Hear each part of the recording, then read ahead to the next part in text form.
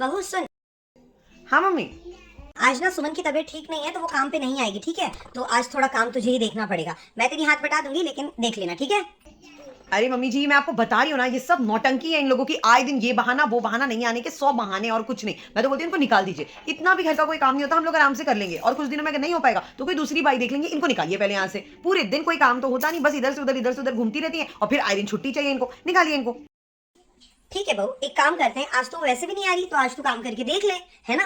उसके बाद तुझे जैसा ठीक लगे वैसा करते हैं, है ना? उसमें क्या है, मैं कर लूंगी, कोई प्रॉब्लम नहीं है।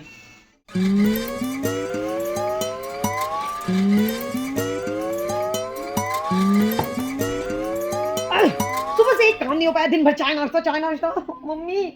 सुबह से बच्चों पे भी चिल्ला रही हूँ यार, मैं इतनी थक गई हूँ ना बस। बहू सुन, जी मम्मी जी। मैंने सारा खाना बना दिया है। क्या हो गया तुझे?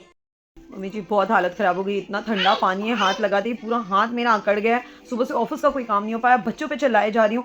पूरा बदन हाथ दर्द हो रहा है, दिमाग खराब हुआ पड़ा है एकदम। बहू तू बोल रही थी वो बहाना कर रही है। सोच, एक दिन तुझे वो काम करना पड़ा, उसमें भी मैंने तेरी पूरी मदद की। जो पूरा का पूरा काम वो अकेली करती है और फिर भी तू थक गई, तेरी ये हालत हो गई। तो ऑफिस का काम नहीं कर पा रही है, तो बच्चों पे चिड़चिड़ कर रही है, तेरी कमर में दर्द हो रहा है। समझ रही है वो कितना काम करती है सुबह से आने के बाद? नहीं मम्मी मान गई, मैं सुबह से सिर्फ अपने कामों में और अपने बच्चों में रहती हूँ। मुझे पता ही नहीं चलता, दूध वाला आया, कचरा वाला आया, नीचे पूरी साफ सफाई हो गई, झाड़ू पोछा बर्तन सब कुछ हो जाता है। मुझे लिटरली बिल्कुल पता नहीं चलता। मैं जिस ठंडक में रजाई के बाहर नहीं निकल पाती हूँ, वो उस ठंडक में अपने घर से इतने दूर आती है, सारे बर्तन वगैरह सारा काम करती है। और मैं उनको कितना टेकन फॉर ग्रांटेड ले रही थी, उनको कितना गलत समझ रही थी। मम्मी जी मैं कितनी गलत थी। मुझे तुझसे यही उम्मीद थी। बहू वो ये नहीं कहते कि आप उनकी पूरे देर तारीफ करते रहो या उनको थैंक यू बोलते रहो, लेकिन उनकी इज्जत तो कर ही सकते हैं, है ना? और उनको टेकन फॉर ग्रांटेड नहीं लेना, ये हमारी जिम्मेदारी है, क्योंकि उनके ही वजह से हमारी जिंदगी आसान होती है। और इसका हमें ध्यान रखना है कि हम उनकी जिंदगी को थोड़ा बहुत तो आसान कर ही पाए। ठीक?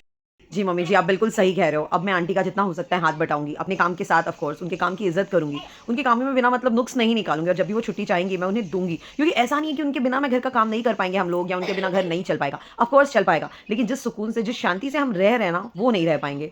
एक दिन में मुझे ये बात समझ में आ गई मम्मी जी, आप बिल्कुल सही कह रहे थे।